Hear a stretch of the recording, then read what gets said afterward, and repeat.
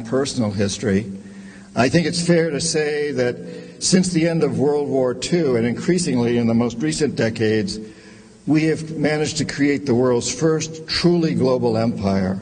And it's the first empire that's been created primarily without the military. It's been created by economic hitmen, by people like what I once was. And we work many different ways, economic hitmen, but perhaps the most common is that we will identify a third world country that has resources our corporations covet, like oil, and then arrange a huge loan to that country from the World Bank or one of its sisters. But the money never goes to the country. Instead, it goes to our big corporations to build infrastructure projects, power plants, highways, industrial parks, things that benefit a few very rich people in that country, as well as our own corporations, but don't help the majority of the people who are too poor to buy electricity, don't have the skills to get jobs in industrial parks, don't own cars to drive on the highways.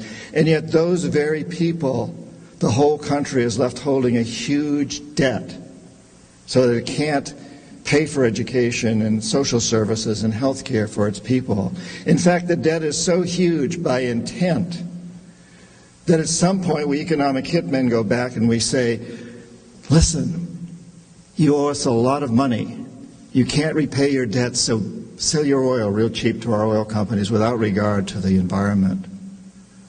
Vote with us on the next critical United Nations vote.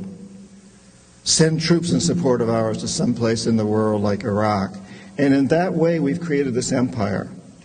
On the few times when we economic hitmen fail,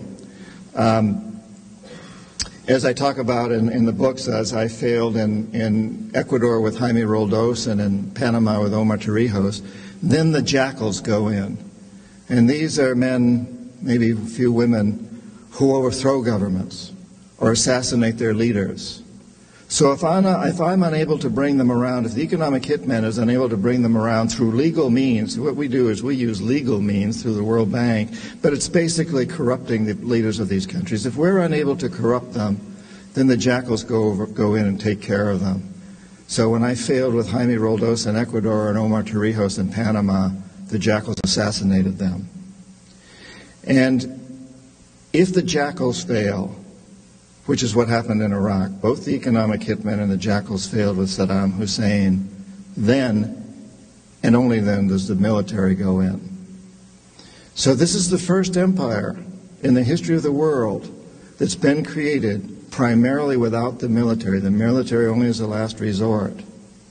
And I think there's something extremely dangerous about this. It's not just that it's pathetic. It's not just that it goes against all of our most sacred documents. It's extremely dangerous because we claim to be a democracy. And a democracy is built on the assumption that the electorate is informed. And if the electorate doesn't realize what we're doing internationally, if the electorate doesn't understand the main basis of our foreign policy, which is what I've just described, then the electorate is not informed and therefore cannot vote intelligently. And therefore you even have to question whether we're truly a democracy. Forget about